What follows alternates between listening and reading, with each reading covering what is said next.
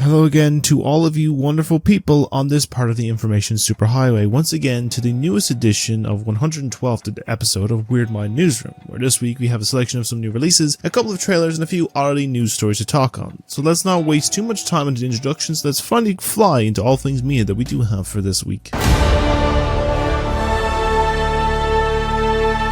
So of course we start off the release for this week with one of the big ones for this year, one that will be a symbol of possible hope in a time where everything is turning quite bleak. A hero the world needs, even with the subtext and some naysayers and the ones that advocate for truth, justice, and a better tomorrow. As after a bit of a rocky road to what came before, it's time to restart the saga of the new formed DCU as we have released the all-new take on Superman. This Superman to be exact. Now, this new take on the popular character will see him have already been established superhero for around 3 years now, and we'll see Clark Kent, or Superman, go on a journey to reconcile with his Kryptonian heritage with the aid of his adoptive family in Kansas, and also deal with the threat of dangers like the powerful Lex Luthor and the crossing paths with other powerful meta-humans. Reception on this new take of the hero has seen some very strong positive reception with praise to the performances, particularly of Corn Sweat as Superman, its action, its chemistry, writing, and being a solid starting point for the new DCU. There was sort of critiqued for a little bit of the overstuffed with like characters and references, and a little bit with the humor, and it could be a lot to take in at once, but it seems like we may be in for a good start for the future of this franchise. If you want to check it out for yourself, then you can catch this new film right now out in cinemas for you to observe with your eyeballs. Now, initially for a bit of time, I'm sure it was going to be just 2 new releases for this week, and I thought it was a third for the new season of a popular comedy series, but then there was no release in the UK and Ireland just yet. In this case, Always Sunny is now available to catch in the US in the particular instance of season 17, but there was one that was in the case shadow dropped this week out of nowhere, no fanfare, no promotion or anything, and coming out about 7 months after it was released in the US, but it seems to relate to the wider world DC as well, as after a long ass wait, we have finally gotten the release of the first in the DCU for shows with Creature Commandos. Yes, it's taken this long. The series will see Rick Flag Sr. be assigned to Task Force leader of Amanda Waller to lead a new team of monsters who will be tasked on high stakes missions that most humans will not survive, and they may not like each other at first, but they will soon have to learn to work together to save the day. Reception on this series has also been seeing some very strong critical praise back to when it first released, with praise for its humor, its heart, its visuals, its characters, and being an entertaining approach to the series, being it all built up for the DC. And if you've not checked it out yet for yourselves, then you can catch this full series now on HBO Max in the US, and the full season now on Sky, and now in the UK and Ireland. And as for the last of new releases for this week, is with a focus of return to the area that would be really appealing in this sudden heavy heat wave you're currently going through. Like, honestly, it's not the most ideal and has been a rough one to relax, sleep, or just walk to anywhere in this instance. But in the case, we can do with the shelter of our homes for this version, as it's time to grab the decks, grind the rails, and shred the asphalt as we have the release of the second batch of remakes with Tony Hawk's Pro Skater 3 and 4. This of course will be the updated version of the beloved entries to the classic skating series as you skate and shred across vast locations across the world and even to the fictional lands, including the land of sea-absorbent Sponge, and even play as many characters, including the Slayer of Demons in many different ways and tricks in how you see fit. Reception on this new remake seems to be doing well in reception, with praise for its updated visuals, additions, and some new features that appeal, with some of the minor issues stemming to stem for some performance drops, as well as some of the odd additions like odd load times and stuff, and other small issues like that. But if you want to play it for yourself, you can play it now on PlayStation 4 and 5, Xbox One and Series X and S, Nintendo Switch 1 and 2,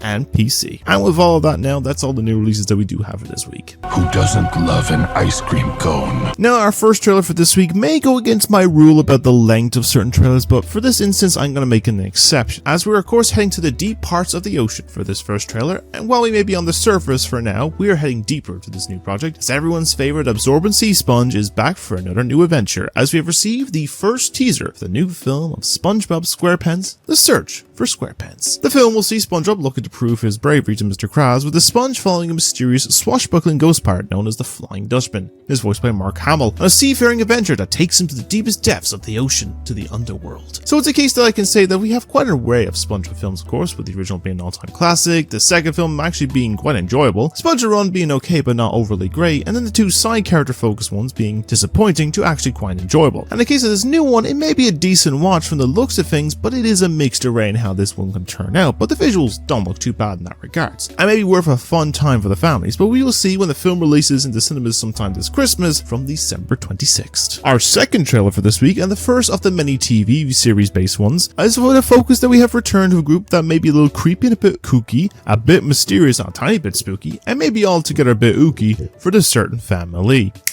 But in the case, we are focusing on one member of this family who may be a little odd, but seems to be showing a lot more in that regards, as we return to the Academy of Nevermore once again, as we received a new and probably final trailer for the second season of Wednesday. The new season will see Wednesday's journey will become more darker and more complex, as she will navigate family, friends, new mysteries, and old adversaries, all while propelling her headlong to another year at Nevermore Academy, as she tries to stop the death of her roommate, that she may be the one that causes it from a dark premonition. So in all cases with this series, I find the likes of the Addams Family as being one that has some appeal and interest when it comes around after being dormant and absent for a fair few years. And in the case with this series, the appeal seems to have come back with the combined acting prowess of Jenna Ortega, who in all instances could really use an acting win this year, as most of her projects that she's been in have been not that well received or been mixed. And the mind of Tim Burton as well could really help it more, and in case it could be another hit season on our hands, but in this case, we don't have to wait too long to see how this all turns out, as of course the new term will be beginning in 2 parts, with part 1 dropping in 3 weeks time on August 6th, while part 2 will drop a month later on September 3rd. The next trailer is bringing it back to a classic series in anime adult television, and this case of the time when things were more simple has shown its worth, but in the case some times have changed. And those that have been away for a fair bit of time will have to come back to understand the mess of it all, as Hank Hill has returned and ready to experience the world that we live in now, as we have received the first trailer for the all-new animated reboot revival of King of the Hill. The new series will be set 15 years after the events of the original, and will see Hank and Peggy Hill return to Arlene, Texas, after working at the time in Saudi Arabia. The new season will show how the town and their friends have changed in their absence, but particularly with their son of Bobby, who's now 21, as he navigates adulthood as a chef in Dallas, Texas. Now in all case, I was one that was not the most avid of King of the Hill watchers, but I've seen some clips in the odd episode and 2 or passing, and the likes of it appeals that I may give the whole series a look into at some point. I see the case that a lot of these revival animated shows all seem to have a case of following or having topics of the modern era and discussing, like, the changing of technology, politics, or other similar themes. And I focus on likes of Futurama also having another form of this in their own way, but I think this may be still worth checking itself out, and it could work out. I'm sure it will be worth a watch, as it's not too long away as well for this one either, as this new series will be premiering on Disney Plus and on Hulu from the 4th of August. The next trailer is seeing a world that has gone to shit, a place that's a bit of a mess, bloody, dangerous, and the locals are not that most friendly or the most sane of people. But hey, that's what comes with being a delivery driver in the form of the post-apocalyptic world, as John Doe, Quiet, Sweet Tooth, and other wacky familiar faces are back once again, as it's time to rev the engines and prepare for carnage, as we've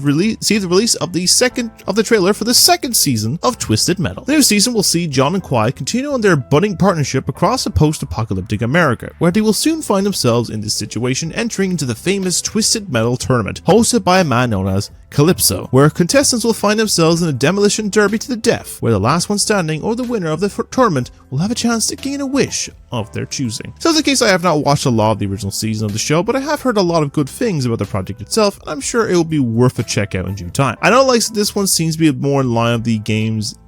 entail, which is all out destruction and chaos, and some of the weird and colorful characters of the games making a presence for glory, and I'm sure it'll be a lot more bigger and crazier and more in tone with the games, but I'm sure we'll see how it all comes about in due time, and it's not too long away either until then. This new season will be smashing its way onto Paramount Plus from July 31st. And our final trailer that we have for this week is a project that started off as a film that showed the fucked up society for a product that we all often interact with in our day-to-day lives, and we see some even more really weird and fucked up shit in this series that followed, but it looks like the world we saw starting off as a small society for those products is much more bigger than we thought, as Frank the Hot Dog and his friends are back once again as we receive the trailer for the second season to Sausage Party Foodtopia. The new season will see Frank, Barry, and Sammy find themselves exiled from Foodtopia, and now we'll see them travel across the land and find themselves in a place known as New Foodlandia, where every food finds fulfillment, humans are now domesticated, and everything is perfect, but maybe too perfect, and soon a clash of societies is about to take place. So in the case, I did watch this for a fair bit of the footage before in the past. I will say that I thought that the original film is quite tame in comparison to some of the more very questionable decisions and choices that were made, with one scene that really goes over the line, in particular season 1, but I feel that they have some ideas for the society of food, but I still feel that there's a wonder if they had to rework this project, as the original film ended with them essentially entering into the real world, teasing a film sequel, but I guess it didn't go anywhere. But I'm sure we'll see this follow-up season will get even more messed and fucked up as it did, but I'm sure we will see in due time. The new season releases in a month's time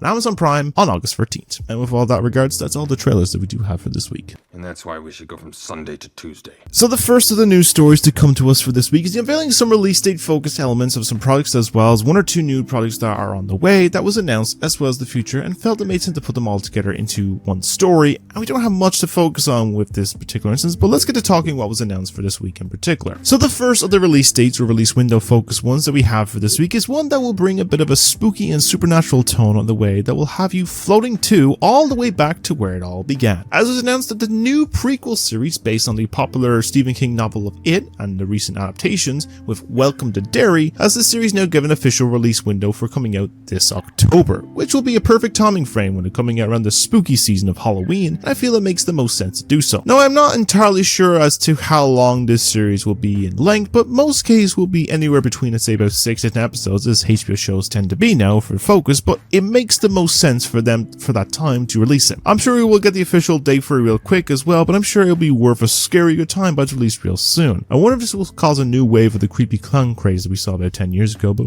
who really knows? Now, the only other release date or window focus that we have confirmed for this week is in the area of discussion of the likes of printed media may not be fully out of publication, and there is a case of a fighting chance and connects in some way to a world known for a mockumentary documentary film team for a paper company in Delaware. As a new Office spin-off known as The Paper has officially gotten a set release date now for September 4th of this year that will see it be a focus of a documentary crew setting sights in an Ohio publishing company known as the Toledo Truth Teller as they look to resurrect themselves with new talent and volunteers in the world of changing ways that people get news from now. I feel it could be an appeal more with the original creators on board, a few familiar faces from the original series also appearing in some form, and known Irish actor Domhnall Gleeson leading this new project. I'm sure we may be well worth a look into and see how this all comes about, and will be worth watching when the first issue launches this September. Now in the realms of confirmation, some rumored elements that we have been going around, and the first isn't the only confirmed piece. As you may recall, to about a year ago, we have received a full-length animated feature film based on the iconic lazy orange lasagna-loving fat cat of Garfield that was voiced by Chris Pratt, and then released to a mixed reception but modestly well in the box office, and personally I didn't think it was too bad. Not the best, but an alright watch. Well, it seems that this cat is back for seconds, as was announced earlier this week that a sequel to the Garfield movie is in the works and that Pratt himself is back to voicing him, with it being announced of the title on a big ass plain pizza. We'll need more toppings than that, and please don't say you did, like it's a tone that sounds like a threat to me. Now in the case unclear if we will see the likes of the other cast in the original film, like Sam Jackson as his father Vic, or Nicholas Hoult as John, or when we will expect to see this new film's release at the moment, but I'm sure we'll probably check it out and see when it comes about to it. Once I do hear anything about this new project, of course I'll update in a later episode. Next in is an update to a project I have mentioned a few times over the last few weeks, and this is to do with a project of a sequel to last year's Roadhouse reboot, as it was given an update that the initial planned director of Guy Ritchie has announced on Thursday this week that they have dropped out of the project altogether, though the reason for this departure is kind of unclear, but I feel it's probably working on a tight deadline, or had some scheduling issues, or possibly had some no clear idea for the project, or conflicts with Amazon, but everything is kind of really unclear right now. Now, it's still a priority for Amazon to release this follow-up. It's been a big viewer success project last year in its first 2 months, and they are now deep into focus of finding a new director, as well as casting for more characters before the film starts filming, I think, in the fall. Now, I'm sure we get an ideal casting in due time, as well as hopefully some recastings for some particular characters in this project, but I'm sure, and as well as case they'll probably get an ideal for a director and stuff, but I'm sure if things don't fully work out overall, we'll probably see a shelving happening in due time, but I'm sure if anything does change about all this, I'll of course update in a later episode. But from one director leaving to a director being hired for another said project, we have the announcement from earlier this week that Crazy Rich Asians and Wicked director of John M. Chu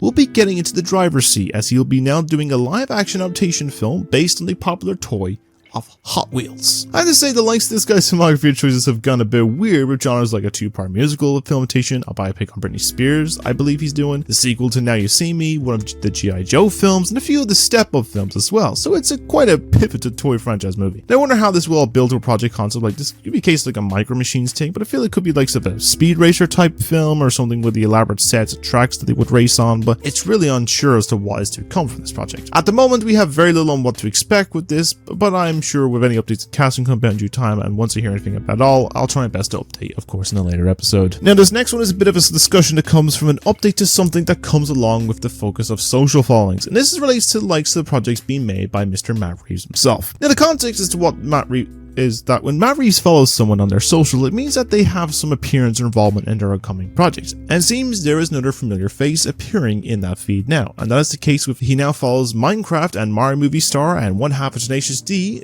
Mr. Jack Black. Now it's the case that Black has been a fan of Reeves for a while, and for a fair bit of time he wanted to play the part of the Penguin for that series before the role went to Mr. Colin Farrell, so it's an interesting time to see if this will see him make an appearance as another form of a famous Batman Rogues Gallery villain. Like I can see it as a form of like a Professor Pig, a Hugo Strange, or even a Mad Hatter type of role of villain, or even the likes of like, he's not a villain, he could play the role of Officer Bullock in the GCPD as some decent options. I feel the case if the Reeves first doesn't work out for him, then I can definitely see him play as the Penguin in DCU's Batman, but right now it's unclear as to what the role will entail. I'm sure we'll see him come for this in due time, and if you do hear anything updates on this, of course I'll update in a later episode in that particular instance. The last of the stories in this hodgepodge or similar approach is the only story that in the focus of discussion of giving a series a new take and approach from something that was in this about a decade or two ago, and then when the sun sets, the place in focus comes to life. As was announced earlier this week that we seem to be getting a new remake or reboot to this series of films based on Night of the Museum. Now the only thing we know, the original director and crew of Deadpool and Wolverine's director Sean Levi will be back to helm the project after being the director on the original trilogy. Now like the case, this will probably not see the original cast as some are busy with big careers in different franchises. I mean, Ben Stiller is busy working on Severance. As was the case, some of the original stars like Robin Williams have sadly passed on from this world, and like the case, we focus entirely on new cast and characters in focus. I'm sure one or two will make some form of appearances like a cameo or something, but things right now are unclear as to what to expect with this series. I'm sure it'll be worth checking out, but once you do hear anything more about this project, I will update in episodes down the line. But what do you make of these dates and announced projects? Are you excited for an It prequel and Office spin-off? Will you watch a sequel to Garfield, as well as a film based on Hot Wheels? Who do you see as a good replacement for Richie for the Roadhouse reboot? Do you see Jack Black playing a character in Batman Part 2? And would you be down for a new Night of the Museum movie? Let me know what you think of all these down below in the comments so we can chat about all of them there. Now this next story is one that I will be keeping more kind of brief, as the story I feel makes more of a sense to do it and relates to an area for a good bit of time I've been in focus in,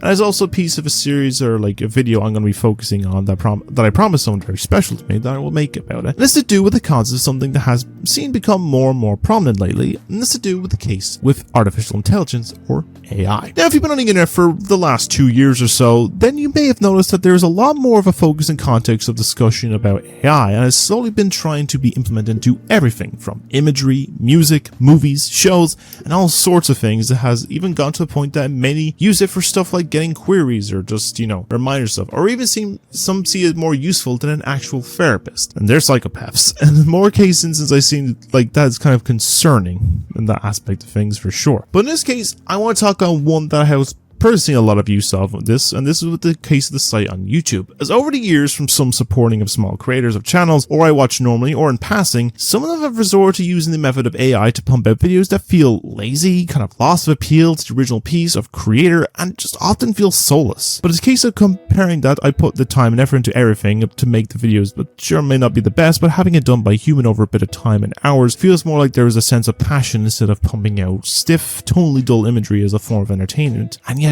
those ones get massive numbers of views and subs, which just feels like success from laziness. But that may soon be changing, because it was announced earlier this week that YouTube may be implementing an approach now that AI created content will now be getting no monetary funds, and seems to be the case that they will only focus on giving monetization or more chances of funds to the algorithm for non-AI content. Now, if the case that this does get implemented, I think it'd be a good thing, as personally in the case where everything is just made with AI tools and just pumped out, it loses the sense of appeal and creativity, and having more of a human-based focus approach to it all makes a lot more sense, and paying those that put so much time and effort into editing and focus on projects and stuff is more than appealing to me in general. I think it will work more on having more effort put into it. Now, not to say I would push AI out fully, as I feel you can use it in small amounts of focus, but making everything with just seems unappealing, and I'm sure there'll be some detractors about this being silenced with AI being demonetized, but I feel it's for the best. But I know some will probably disagree with my quick opinion points in this aspect, but that's expected, so we'll see how this all kind of turns out, in particular instance with YouTube, but I guess we should see. But I do want to know what your thoughts about all this are. Do you see them getting rid of AI monetization on YouTube as a good thing, or do you see it as being unfair to some and that AI is kind of useful in some aspects. Do let me know what you think down below, and we can have a discussion about this whole thing. I do want to hear your thoughts on this. Now, this last story is one that has seen a fair bit of drama, and it's coming to us in the realm of the gaming community. And while this is not in the focus of the big studio publishers like Xbox and Nintendo kind of thing, but rather with a game studio that has been a big upcoming follow-up project that many are excited for. But in the case of some recent news for this week, there's been a fair amount of mixed responses and appeal to this hype overall for it now, and this is with the project of the sequel to Subnautica. Now, for a little bit of context in this, initially the follow-up was announced as far back as 2022, and has had a bit of some odd mixed discussion from backlash about being possibly a live service game, and then it was reiterated by Fix initially confirmed to be entering early access sometime this year. Now, well, this changed this week when it was announced now that the follow-up early access has been delayed till 2026 to help make it work and released to be very solid and beloved state, and that was what was initially the case of, and we could have just left the story there. But in the case of instance now, more new info has released and come to light, and that seems to stem in more of a nefarious form. This all started when the original game creators and studio heads of Unknown Worlds of Ted Gill, Charlie Cleveland, and Max McGuire were all basically dismissed and was replaced with a man named Steve Herpachos, who was an executive director on the Callisto Protocol, by a studio known as Crafton, the studio that had purchased Unknown Worlds for $500 million back 3 years ago. Now, the reason that this whole situation happened was a case that they were let go as they were seen neglectful on their upcoming title and had abandoned their responsibilities at the studio, which supposedly caused delays on the project. The aim for the studio as well was that they were trying to make set goals of productivity and revenue targets that were reached, that they would also receive a $250 million payout, with percentage going to the rank and file developers of the studio floor as well, and they have mentioned they were not fired due to the payout, but rather the game was not in a launch quality form. This, however, has been debunked by the director of the first game, who had said that the title was near completion and was ready for an early access launch. Now, this has led to a lot of possible case that right now the three that were dismissed are being looking into a legal situation for unfair dismissal and are aiming for around the $250 million lawsuit as the base number for the price. Now, there's been a lot of back and forth while seeing this being something as a boycott to the trial because of dismissal of the three that were let go were the original creators of the original games, and I put a heart and soul into the 100 employees of the studio to make the original two entries, and this one of them, or there may be on the kind of other side of things where they're a bit confused about, supporting it, where like some memos came out about that kind of thing, saying about like the state was in, saying there was like it wasn't in a launchable state, that like it was kind of content light and they wanted about 30% more content or something into it. It's a whole mix of things in that regards, but it is kind of, it's seen a lot of times with a few things. There's an example of one like this happened about 10 years ago with a lawsuit towards royalties for Call of Duty Modern Warfare from Infinity Ward, but that was a whole thing and some stuff like that. Now, I can't put too much into this myself, as I've not been one that has been following this game development too much, but I wanted to just report on this. There's been an ongoing drama in the gaming scene for the last few days, and if there was any more updates or something that will come of this, it's a bit of a rundown or big drama that changes the narrative, I will of course update in a later episode, but we'll see how this all turns out. But what do you make of this whole drama presented here? Do you see the case of this dismissal being unfair and being a little shady and sinister of the company that purchased the original studio, or do you see the case of the buyers having a fair judgment to fire and the original creators were in the wrong? And if you're excited for this title, that has changed on your opinion on this, and will you still be getting it when it does come out in early access? Let me know what you think down below of all this, and of all that, that's all the news that we do have for this week. Hey buddy, eyes up here. And now with all of that regards, that's all of episode 112 of We're My Newsroom. I do hope you enjoyed this, my ramblings for quite another week in this instance. Sorry, I'm trying to get through this as quick as I can. The heat is unbearable, and I'm not really in the right mind state right now mentally, so I'm just going to get through this as much as I can. But I'm going to fly through in case of what we can expect, any updates and stuff like that. So we'll go reviews. My last review is going to come eventually. I'm just going to get back to like writing up more of this first season at least. Season 2, I'll see if after I'm finished with do I want to go into season 2 as well, or just lump it in with this stuff, but we'll see. I do have 3 kind of reviews currently writing up for Snack Snack's box office. Those 3 right now is I have fully finished Beverly Hills Cop. I'm going to just get to recording and editing it. Next one then is If, the live action animated hybrid film from John Krasinski, and the next one after that then is Civil War. That's the next 3 I think I have on the list. If you have other films you want to see me do like kind of a quick fire snack size box office review, or just review in general, let me know down in the comments or on my socials kind of thing. I'll post them. I post them on socials, I post them on TikTok, I post it on here, so you get the idea of things. And then in case, more long form video reviews will come along, maybe some like award season ones, because I know Wicked just dropped on that stream on my TV system here a couple days ago, so I might give a look at that and get reviewing it and talk about with the drama and shit, but we'll see. Those ones will be coming along eventually. Gameplay wise, I'm going to upload the Outlast whistleblower pieces as well. I might just do a double upload in that regards. We'll see in their case. It might be after this video, but we'll see. Or maybe one might be already out at this point. We'll have a look in that regards. I'll get back to like recording some other stuff. I might start Switch 2 gameplays with one of the titles that's coming out next week, which is of course Donkey Kong Bonanza. I'm going to maybe do that as the first video on my YouTube for Switch 2 gameplays, but we'll see in that regards. Other stuff then, like games like Outlaws, Star Wars Outlaws, Cyberpunk, Mario Wonder, all of the ones, they're all going to come as well as the case I'm going to get eventually onto Ventilate and stuff like that, so all of them are coming along with that eventually. Long form stuff, I'm going to get back to Rewatchathon, the AI video, as I mentioned, the previous one about the AI algorithm stuff, that's going to get mentioned briefly in this video now. I'm going to rework a little bit into it, of course, to promise someone in that regards, as well as a case of other long form stuff like, you know, Rewatchathon and the audience choice, everything, Harmos board, they're all going to come, so just look forward to those in the particular instance. But in this regards now, I think I'm going to end it there for the moment because I don't really have anything else to really talk on, and I'm just kind of like mentally prepped in case I'm just a bit emotional please lately, but yeah. But if you want to see more content more frequently from me, then simply like and subscribe, because I'm uploading new stuff every single week. Of course, I'm trying to aim for 500 subs right now. I'm at 476, 475, and aim for 1,000 subs by the end of this year, so maybe there's a chance we can still do it, but we'll see how it all turns around. Of course, let me know your thoughts on everything that was discussed this week. If you've seen any other new releases, your thoughts about the trailers that dropped, any opinions about the news stories and all the updates and stuff like that, I'd love to hear all your thoughts down below in the comments. We can have a discussion about it there. And